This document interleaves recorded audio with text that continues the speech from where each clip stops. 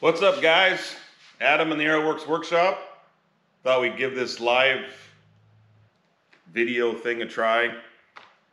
Let me know. I see we got about 7 people in there right now. Let me know who's here. Say hi, what you're working on. I'm just kind of straightening up the shop here, putting a few things away.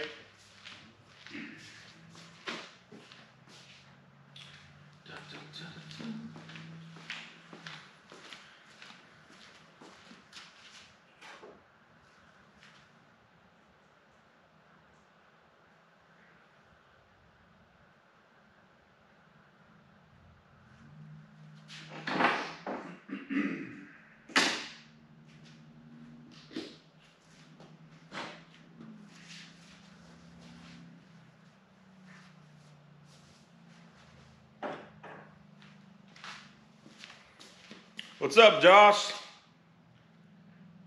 William and Anthony. Cool. And Anthony's working on a double Whopper with cheese. That's awesome. Must be at work today.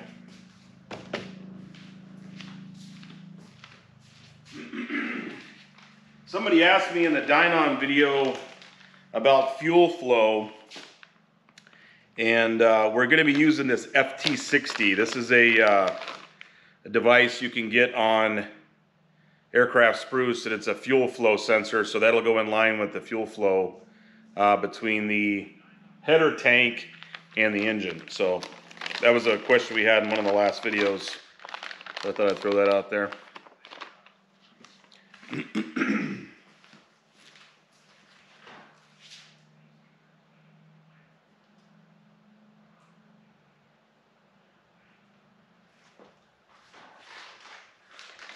Hey Josh, no, it won't be a late night. Just trying out the live stream thing. Let me keep it on for a half hour or so. If somebody's got some questions, we can also move the camera around if somebody wants to take a look at anything.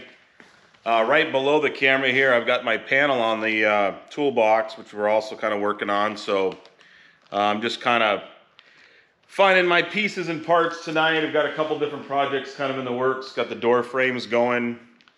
I got the panel going while I'm waiting on other things, so a few different things going all at the same time.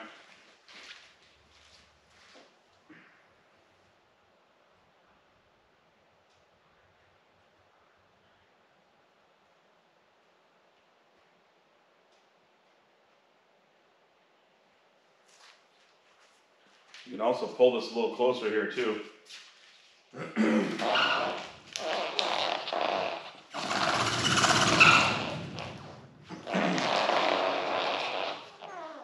Hopefully that's still in view there.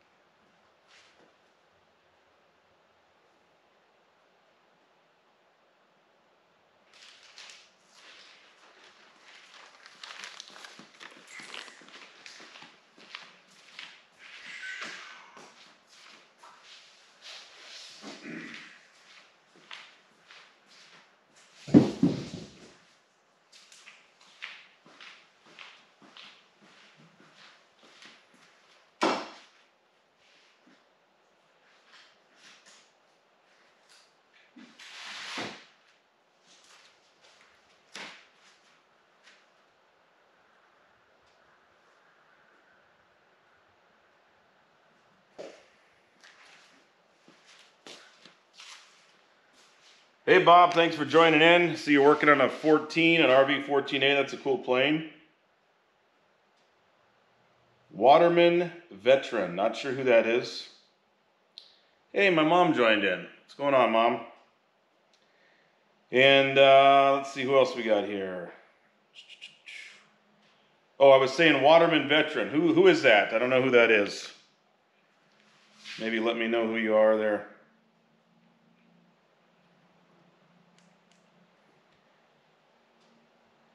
Cool. Anybody got any questions regarding the Super Duty? We can talk about that, or I can show you anything you want to see. Again, this is kind of new here, just trying it out for the first time, so.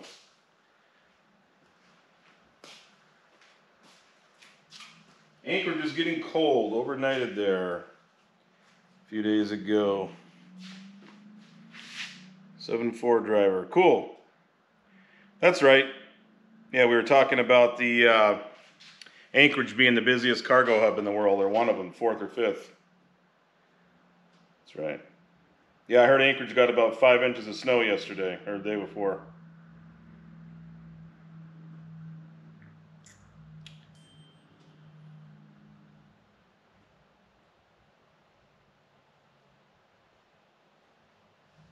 Right on, Will. All right, cool. Thanks. Yeah, that's nice.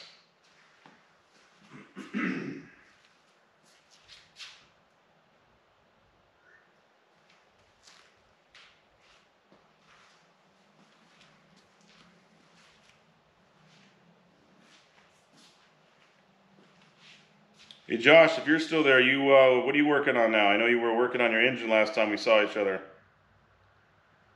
Still got that going on, or still working on the tri-pacer?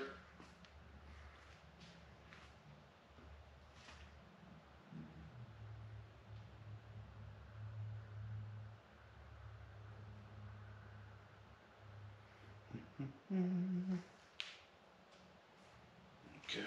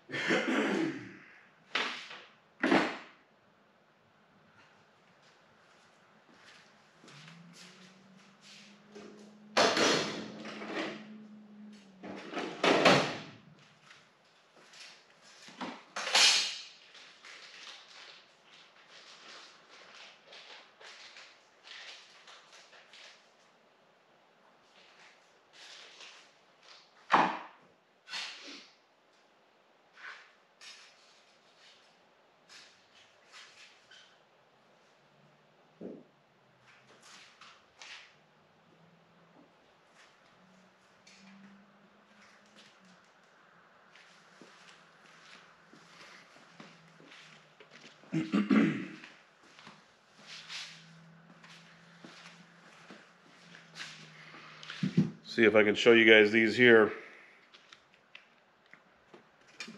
Dun, dun, dun. So these so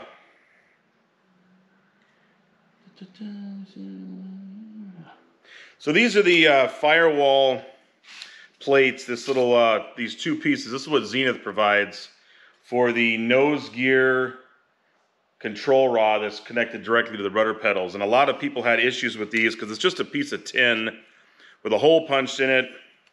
This is riveted to the firewall. This drops in. You put your rod through here, and then this basically is your kind of your fireproof, wind-resistant slider. But a lot of people were having issues with this getting bound up on the rods for the rudders.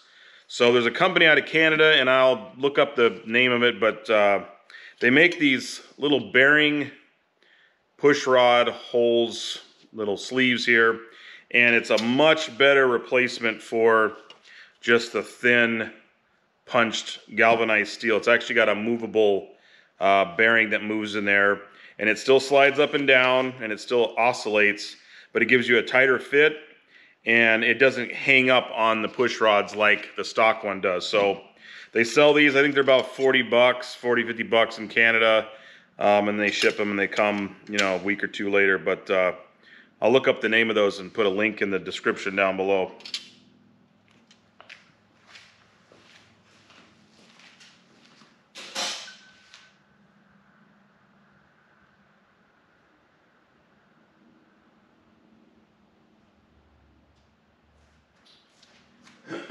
Question about how soon will we be flying this thing? Well, that's always a great question. I guess the question is, how much can you work on it?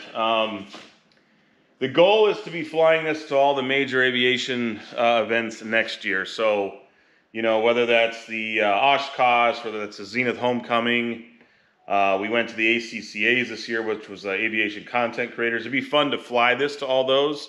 So that's really the goal. Whether we'll get there or not, that's a different question.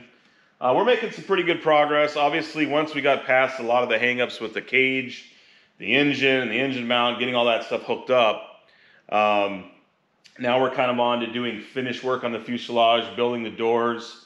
Already started getting the door frames put in. Probably start lining up and cutting the tubes for the doors themselves. Doing the passenger side door first, kind of making sure I can get that one done the way I like it, and then moving on to the pilot side door. Once the doors are done, it'll be finishing up the tail and then kind of pushing this aside, and then we'll start working on the wings full time. So we've already got one wing pretty much skeletonized. We don't have it the skins on, but the actual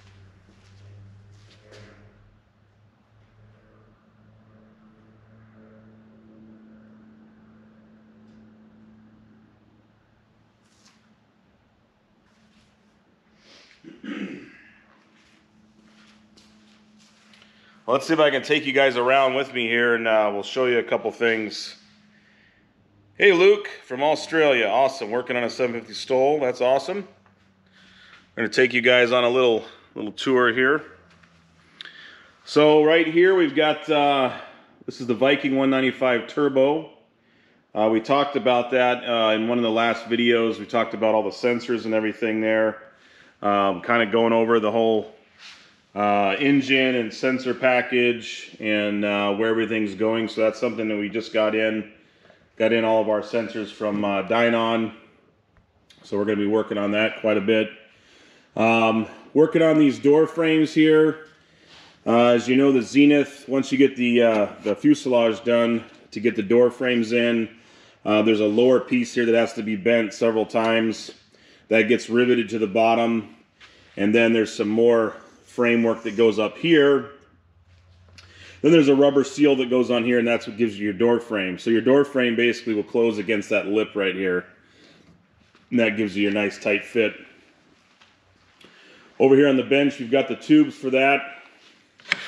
So you can see here, we've got, this is two pieces of door frame, the lower piece. So this piece right here, once it's cut to size, and I can even show you on this side, will basically go, you know, right in this area. This is what makes the door frame that opens and closes.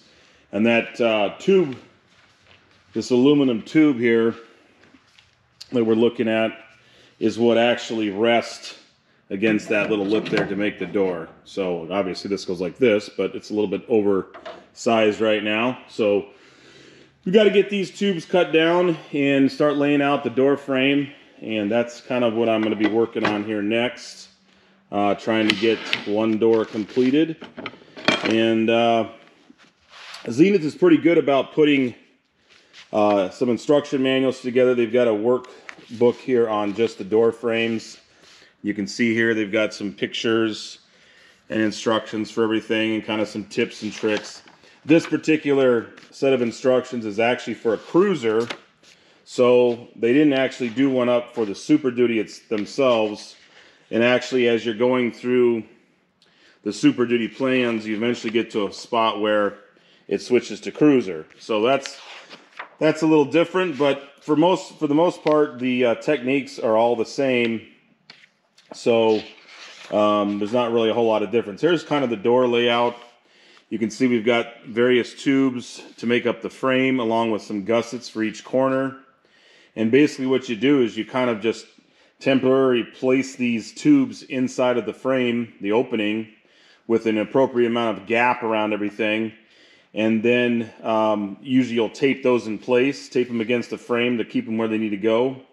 And then you'll mark and put your gussets on, drill and rivet them and cleco it together so that you now have a frame that's cut to size and all clecoed together. So that's kind of where we're at now. They give you all the dimensions here. Of course, everything's in millimeters. And then the angles of the door are all on here, so you can actually use your angled pieces here as kind of your template for cutting the tube that you need to do. But the first step in this process is actually, after you get the door sill put in, is to actually drill and make up the hinges for the top of the door. So that's kind of where we're at now with making the first part of the door, is actually getting this upper hinge portion put in, because everything is based off of that pretty much. So that's kind of where we're at there. Charles from Utah. Awesome. Thanks for joining, Charles.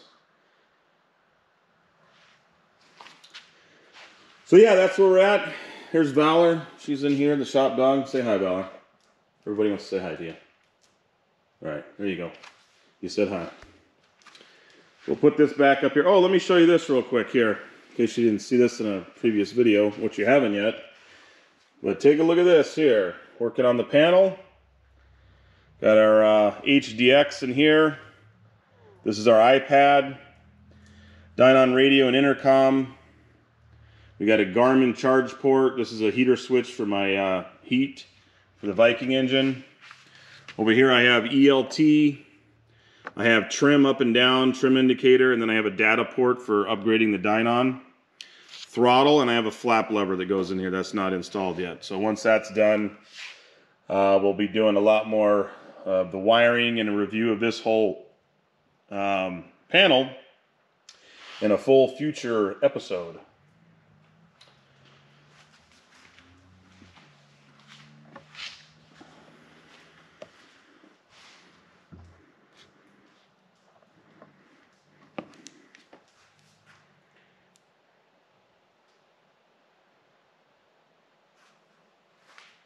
Hey, Dan from the Philippines.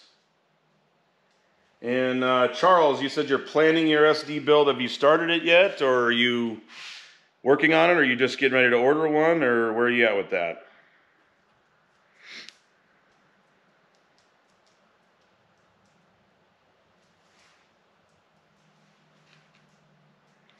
Cool. Does anybody have any specific questions about the Super Duty or parts or pieces, or want to see something up close or anything like that? Just let me know in the comments down below.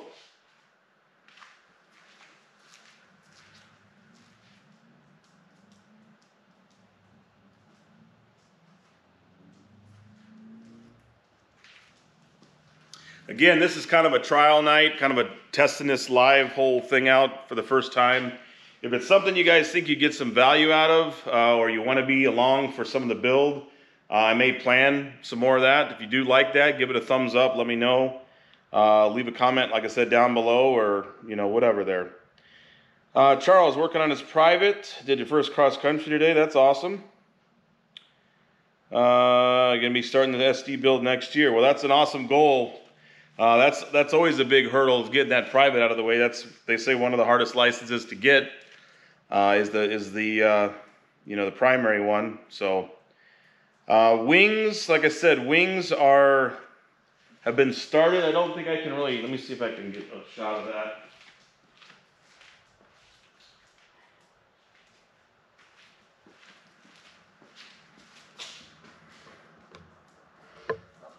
I'll give you a quick sneak peek here. So here's the right wing. I know I've got some stuff sitting on there. You can see it here. But anyways, that's the whole right wing going all the way down there. Wing root right here, we can see all there. So yeah, I've got it started. Again, I started that back when I had something else I was waiting to do. So I figured, well, let me just get working on something, and I broke out the wings on the table and then started them, and then got busy back on the fuselage and then put them back away. So I really just want to get this fuselage wrapped up 100%, and then I can move on to the next thing. Hey Charles, I think I started in '94 too, so it took me a while to get mine. A lot of it is, cost is so expensive. It was expensive back in the day, and it's still expensive. It's even more expensive now. So Let me show you one other thing here. Some people had some questions about the access door that I put in. So you may or may not know this, but on the Viking engine, they run a header tank, and that header tank goes up here in what we call the hell hole. And if you can see those hose clamps there, the round header tank gets mounted on the inside of there. And that is where your fuel filters, your fuel pumps, everything is mounted essentially on this row of rivets right here. The tank is right here in this whole area. So you got fuel pumps on the bottom, fuel filters on the top, fuel filters on the bottom. So the only way to really access that is going to be through the hell hole.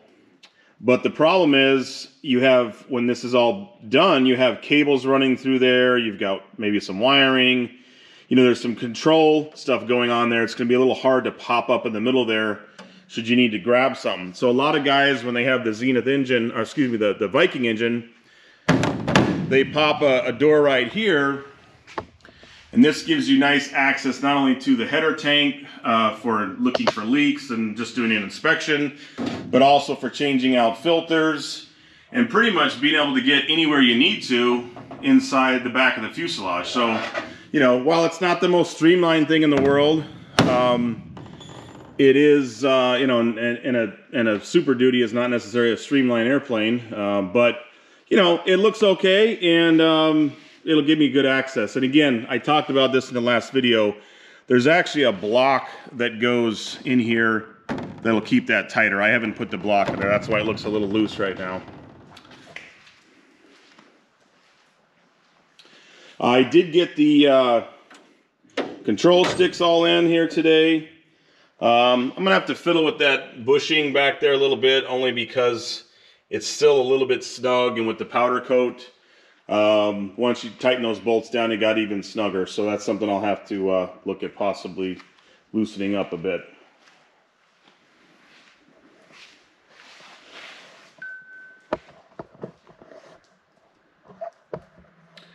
I want to say, Charles, the empty weight is about, I think it's 1,100, because I think it's 1,900 gross is the total max gross weight on the Super Duty. Gives you about 800 pounds useful load.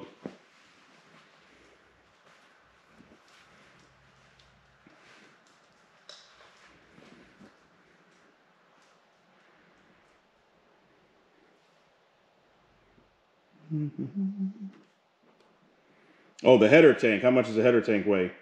You know, I don't know off the top of my head. I'll have to weigh that. Somebody else asked me that. It's just the empty weight of the header tank. It's probably, oh, I can grab it for you and check it out here. I would say it's 5 to 10 pounds maybe.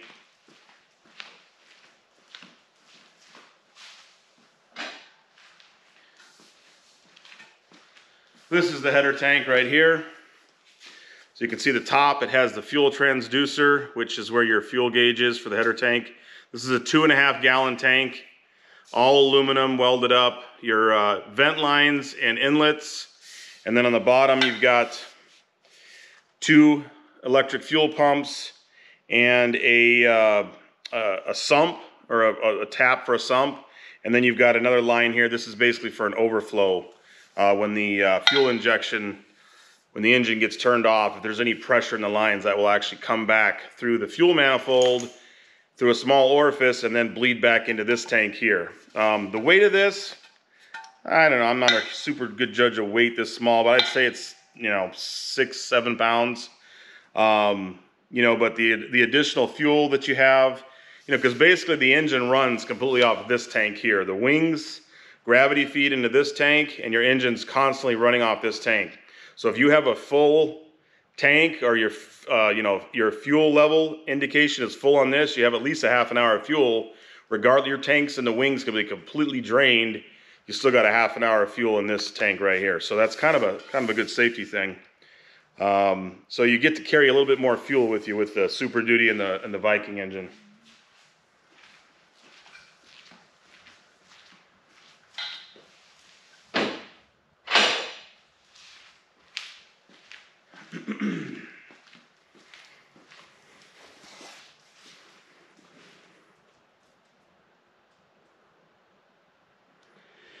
Yeah, Luke, that's a good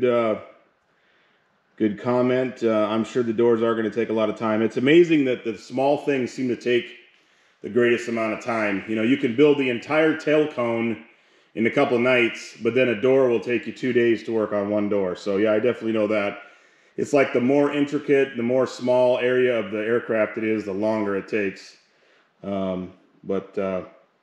You know, it's like an elephant, one piece at a time, right? That's how you do it. So I figure if every day I get a rivet or two in and a piece done, then that's one less thing I got to do the next day.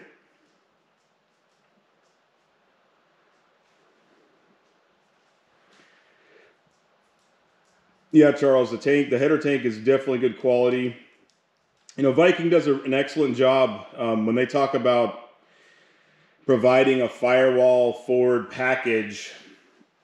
They really do. They do a great job of that. They really provide literally everything you need to hook up their engine. So the engine comes bolted down, or strapped down to a crate, and in the box you have your cowlings, you have your all your hoses, the engine mount, all the mounting bolts. You get antifreeze, you get the batteries. I mean, literally everything you need to hook this engine up to a Zentih aircraft is included. I don't think there's really anything that you have to buy extra, except for oil. You have to put oil in there because they obviously drain it out for shipping. But other than that, everything is essentially assembled, minus hoses and that, because you have to fit it to your aircraft. So yeah, so far I've been happy. And for me, the biggest thing was the service, the customer service. Working in various industries over the last 30 years, customer service always wins hands down. Whether it's a restaurant, whether it's something you order online, you'll go back to that place that treated you right, that treated you fair, that provided the product that they said they were going to deliver and the time they said they were going to deliver it.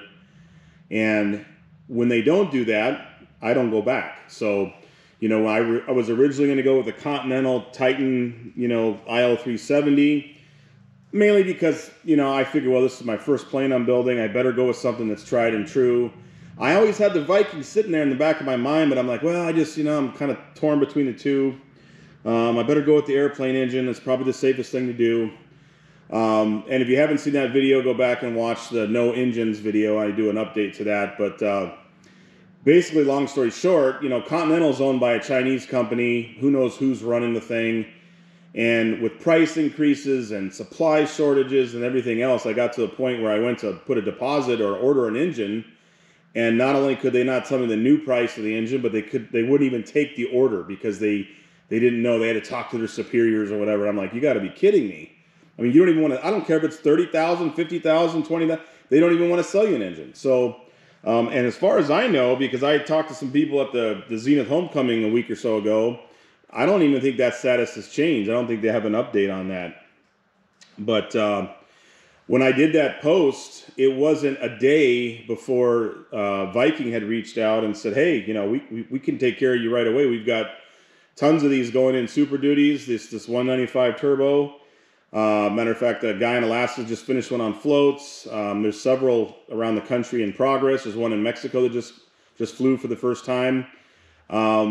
And I said, you know what? Let's do it. Let's pull the trigger on that. And literally, from the date that they contacted me until I had an engine in my shop was probably about 7 days. I mean, it probably would have been sooner, but we had a weekend in there and we had a shipping issue with the shipping company.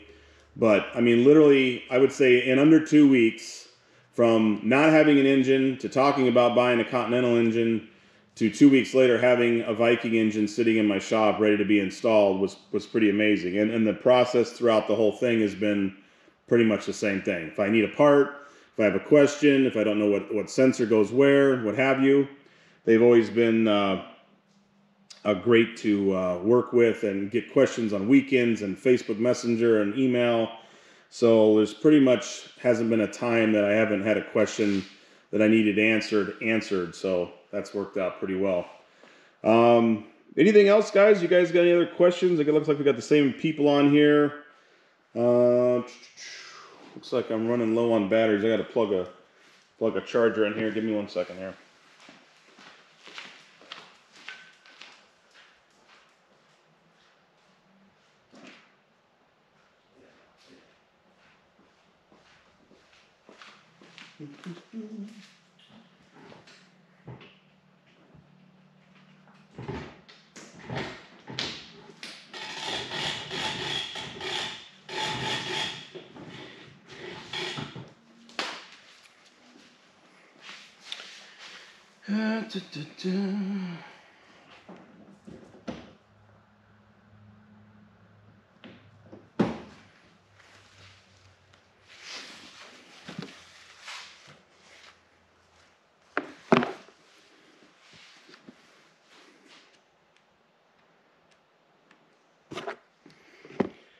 Let's see, Charles. I'm torn between UL, Power, and Viking. Any reason not to choose UL?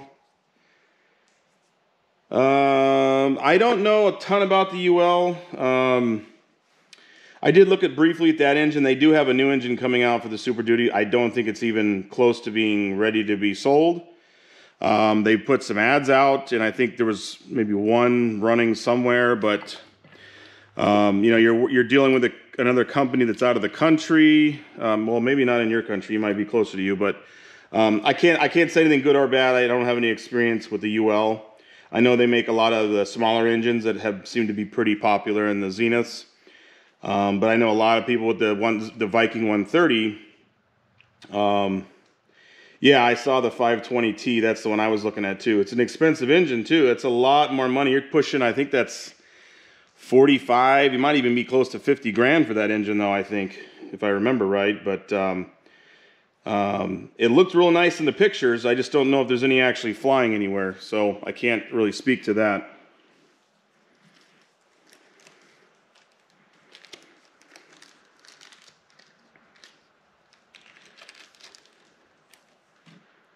So, let's see, what else we got here? But yeah, as far as everything fuselage-wise, we've got the horizontal is done, the elevator is done, the rudder / vertical is done, and just have to drill the holes. So I'll take you back here on the empennage, if you will. So they get pretty scientific at Zenith, and they recommend at least a popsicle stick of gap here. So we're going to work on that popsicle stick of gap, and I'm joking on that, but I'm not joking. And then the only other adjustment is how far back you are from the mount here and how high up you are. Other than that, you basically have to triangulate from your leading edge here up to the cabin, and make sure you got it on there straight, and then you're basically just going to be drilling a hole here and drilling a hole right there and putting a bolt in there. Once that's mounted up, then you have, of course, the elevator that goes on, and of course your rudder and all this has to be fit up because you've got couple fairings and things that go up there. But those are all done. I've actually constructed all that. They just need to be fitted up and put up there. What else do we got to show you here? Oh, here's another thing. Let me see if I can put this right here for a second. A lot of people asked about this, the Super Duty monoshock that I got from Acme Aero. So the plan was to basically cut this much of the factory nose strut out, and then this was supposed to just slide into the other tube, and you mount this up and it's all hunky-dory. Well, a couple things. One, the mounting plate that they provided was not even close to size, hole, position, nothing. So we really almost need to manufacture a better top for this right here. And then the main problem, and again, this is not a big problem for somebody who's a machinist, who has those kind of tools. I do not. You can see here, I actually bought a secondary upper nose strut for the Super Duty, and I cut that off. And so the idea was that this was just gonna slap right in here, and you put a couple bolts through there, and then you're good to go. Excuse me there. But that didn't work, so I think on the original one, the tube that he used was much smaller, thin-walled, and or the base of that strut was smaller, or he just machined it custom in his shop because it didn't fit mine at all. Could I sit here and monkey with it? Sure. But I got to a point where I wanted to get this thing, I wanted to get the engine in, I wanted to get it back on the gear, and I had already built the landing gear once, so I figured instead of messing around too much longer, I would just get it on its factory gear. We know that that works. I don't have to monkey with anything. So is this a dead project? No, I may still work on that and try and get it all done, and I could still potentially put that in the aircraft, but for right now, I wanted to get it on the gear and get the engine in, so I went back to the factory installed landing gear, which is all back and installed like it should be.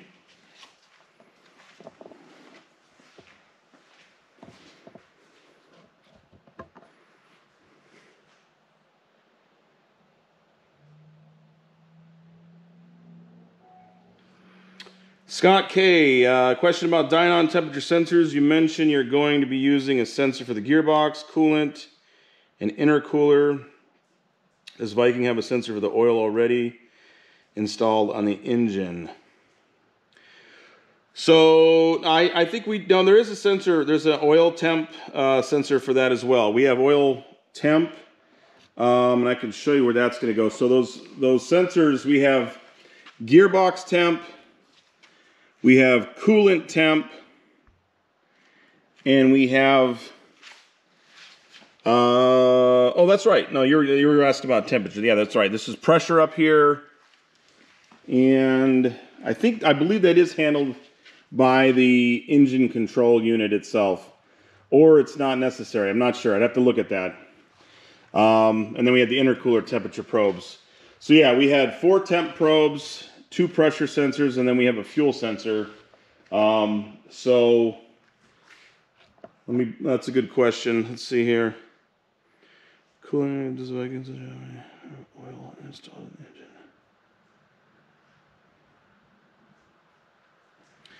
Yeah, Scott, I'll look into that. Again, I'm flying on the seat of my pants in that one right now, not thinking about it, but I kind of think it was either already handled, but I'll check on that for you. Luke Green, what do I do for work? Is it aircraft related? Well, I guess it could be aircraft related. Part of what I do is I fly UAVs for a living. Used to be a huge part of my business when that was kind of the new thing, when you had to be a pilot to fly drones, but it's been so oversaturated and over-marketed and over-regulated, that's only about a 10% of what I do now. Mainly what I do is commercial imaging. We call ourselves a specialty imaging company. So pretty much anything you could think of doing with a camera or an imaging sensor, that's what we do. So commercial photography, video, aerial imaging, laser scanning, VR walkthroughs, 3D scan, all that kind of stuff. So that's what we do now. And then we also, AeroWorks is it started out as an aviation video series on YouTube. And I started out recording flights, just flying general aviation. I thought, I'll do this for fun. And then it was kind of before even before really GoPros and things were around. I had an old camcorder I just stuck on the dash. But AeroWorks has always been grounded with aviation. So, I always wanted to stay in the aviation realm, whether it be building my own plane or flying drones or what have you. And so now we're kind of, we're leaning towards staying, we do the commercial imaging as kind of the day-to-day business, but we also do a lot of things, and we're trying to branch off more and get into some aviation marketing as kind of a spin-off of what AeroWorks does. So you may be seeing some more of that in the future.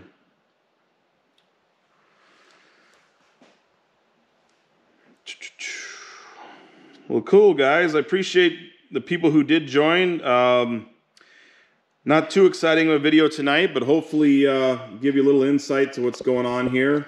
I obviously didn't do a whole lot of work, so I was answering some questions, but I'm going to probably be working on doors. Probably tomorrow is going to be what I'm going to do, and or the panel. I got to get some screws for a couple things I got to put in the panel, but if you guys like what you've seen, just give it a thumbs up. Kind of helps the videos get seen by more people. There's a bunch of us out there building Zentihs and or other kit planes, and it's amazing talking to builders that say, "Oh yeah, I've seen all your videos," and then you say, "Oh, have you seen this guy?" No, I didn't even know he was out. You know, and it's kind of weird because you think if you just search for home builds or kit planes or Zentih or whatever, you would see all the channels, but who knows that big mystery YouTube algorithm that's out there. I have no idea how people's videos get seen. So unless you actually subscribe and like to the videos, I don't know how they get pushed to you or what that whole secret is on YouTube's end. But there are some other guys building Zentihs out there, and everybody's great to watch. Everybody has their own way of doing things, and hopefully my little videos will maybe spur some interest into the building your own plane or help you if you're already building a plane. Again, I'm not an expert. I'm not an A&P. That's my disclaimer. I've been in aviation my whole life, but never actually built my own plane. So I did a lot of research over the years, looked at a lot of different kits, and I've just been kind of taking it slow. Pretty much it's been less than a year since I started this from a crate to where we're at now.